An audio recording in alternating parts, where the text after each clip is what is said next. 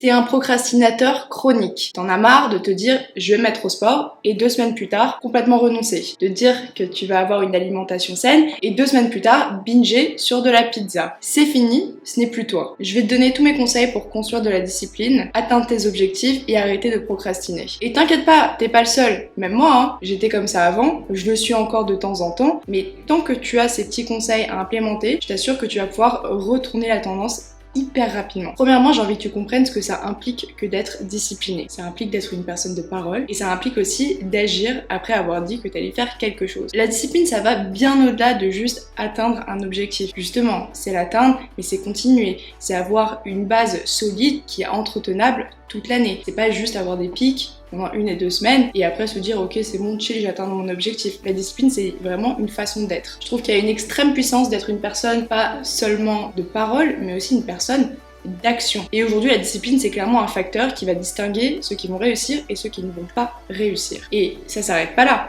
La discipline pour moi c'est pas juste une action, c'est pas juste une qualité. Pour moi la discipline elle passe aussi par un changement d'identité. Parce qu'il faut vraiment aligner son identité avec les objectifs que tu as envie d'accomplir. Si tu as envie de créer ta marque, mais que derrière toi, tu t'identifies pas comme un créateur ou comme un chef d'entreprise, bien peut-être que tu auras beaucoup plus d'obstacles déjà mentaux pour atteindre ton objectif. Si tu as envie d'arrêter de fumer et que on te propose une clope, qu'est-ce que tu vas dire? Tu vas dire non, j'ai arrêté de fumer. Exactement, ça faut arrêter. Tu vas répondre, je ne suis pas un fumeur, je ne fume pas.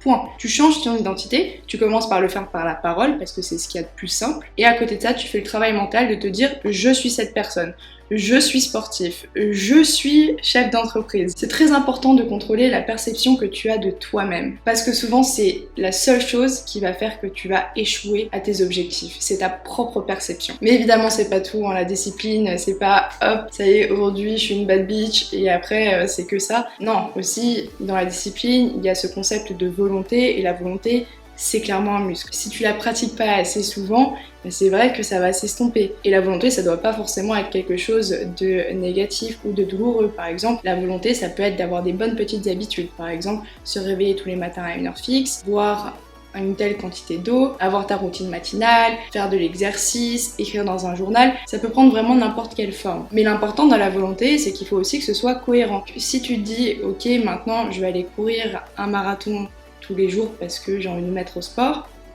ce n'est pas cohérent, donc c'est pas quelque chose qui peut tenir dans le temps. Donc il faut aussi que la volonté soit cohérente, mais si tu as envie par exemple de courir un marathon, que tu puisses l'augmenter progressivement. C'est-à-dire que là, si tu commences à 0, aujourd'hui tu vas faire 1% de plus. Et peut-être que dans 2 semaines, tu pourras faire 10% de plus. Et ainsi de suite. Tu vois, c'est quelque chose, comme je t'ai dit, qui se muscle. Plus tu vas avoir de la volonté, plus tu vas en créer. Mais en plus de ça, plus tu vas avoir des habitudes simples, plus ces habitudes vont être répétables parce qu'elles vont en plus faire partie de ta routine. Et en parlant de routine, il y a pour moi beaucoup de choses assez simples à implémenter pour ne pas te créer des obstacles. Donc si tu as envie, par exemple, comme je t'ai dit, de te mettre au sport, tu peux par exemple le soir, avant d'aller te coucher, mettre dans ton sac tes affaires de sport. Comme ça, le matin, quand tu pars au travail, t'as tes affaires de sport, tu te les trimbales, et donc quand tu finis le taf, voilà, t'as plutôt intérêt à aller au sport, quoi, à moins que t'aies vraiment pas envie ou voilà, changement de plan, mais tout est fait pour que t'y ailles.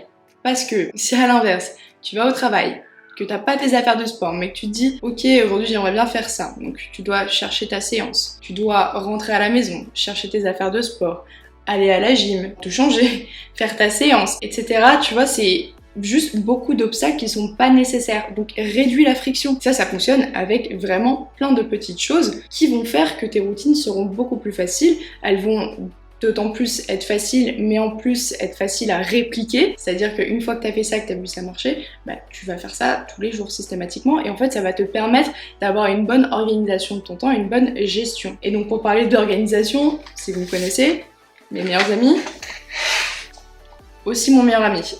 J'adore tout écrire et je trouve qu'il y a une très grande importance dans la discipline d'écrire pour planifier, pour se vider la tête, pour prendre soin de sa santé mentale, peu importe. Moi je sais que j'écris de temps en temps pour donc planifier, pour savoir ce que je dois réaliser dans une journée. Comme ça je sais que j'ai cette responsabilité là et à la fin de la journée je sais ce que j'ai fait et après je peux jauger un peu ma capacité à accomplir mes tâches. Mais d'un autre côté aussi je traque mon quotidien, donc mes activités en jaune où je sais là je vais boire un verre avec telle personne, là je pars en rando pendant 2 jours et en fonction de ça je peux aussi donc savoir quand est-ce que j'ai les dispos pour faire du sport, pour faire mes loisirs, pour socialiser, pour faire la fête. Parce que là, il n'est pas question en fait de se mettre des barrières et se dire ok, je vais être discipliné. Là, il est question vraiment de se rendre la vie simple, de faire de la discipline quelque chose de normal. Parce que comme je vous l'ai dit dans le deuxième point, l'identité, si vous n'êtes pas capable de l'aligner avec votre vie perso, ça va pas tenir et le but c'est pas de se faire mal, le but c'est de faire quelque chose qui sera pas douloureux justement et qui va pouvoir être tenable sur le long terme, comme ça vous serez la meilleure version de vous-même et vous serez capable d'atteindre vraiment tous vos objectifs. Il faut aussi s'adresser à quelqu'un. Ce quelqu'un, c'est la petite voix qui est ici, qui va justifier toutes les raisons pour lesquelles il ne faut pas faire telle ou telle chose. Pourquoi aujourd'hui vous vous sentez pas bien, du coup il faut vous écouter.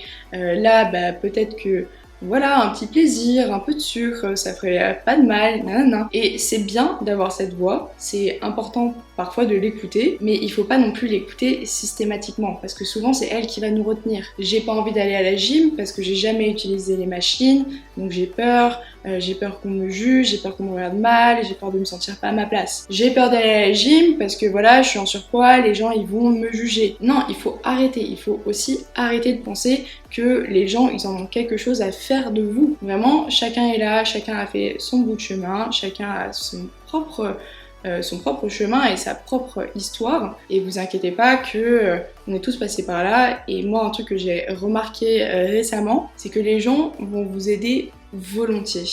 Vraiment, doutez pas en la gentillesse humaine parce que je vous jure qu'elle existe réellement, mais je vous assure que les gens vont pouvoir vous aider, vont pouvoir vous conseiller si vous avez des doutes, et juste osez parce que c'est, comme je vous l'ai dit aussi dans un de mes premiers points, c'est vous qui vous empêchez d'atteindre vos objectifs. Vous vous battez pas contre quelqu'un d'autre, vous vous battez contre vous quand il est question de la discipline. Donc cette petite voix, parfois, faut la mettre en off.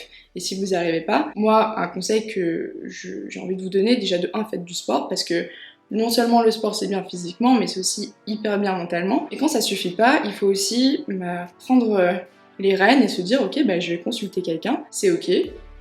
Moi je l'ai fait, en ce moment je suis en train de consulter quelqu'un, et franchement ouais, juste soyez le maître de votre destin et faites les choses encore une fois pour vous. Et je vais finir là-dessus sur le fait que parfois on est un peu addict à se sentir mal. Je sais pas si vous voyez ce que je veux dire, ce côté où parfois c'est plus simple en fait d'être malheureux que d'être heureux. Et donc c'est une boucle de se dire ouais mais je suis pas jolie, je suis pas suffisamment musclée, je suis pas suffisamment renseignée, blablabla. Il y a quelque chose quand même de confortant je trouve là-dedans.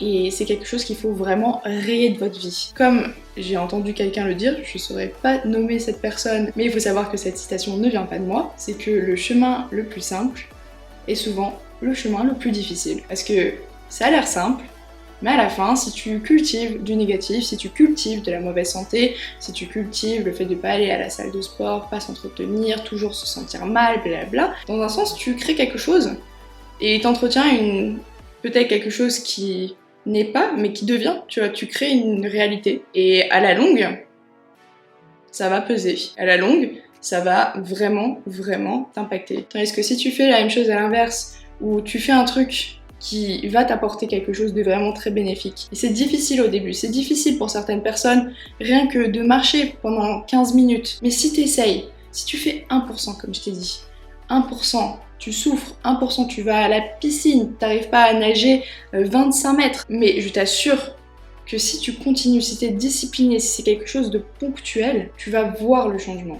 Et quand tu vas voir le changement, tu vas être là en mode waouh, j'arrive pas à y croire. Il y a une semaine, j'arrivais pas à faire ça, maintenant j'arrive à faire une pompe. Je t'assure que tu vas vraiment faire encore cet effet de boule de neige, mais de positivité. J'ai suffisamment parlé, si t'es encore là, n'hésite pas à t'abonner si c'est pas déjà le cas.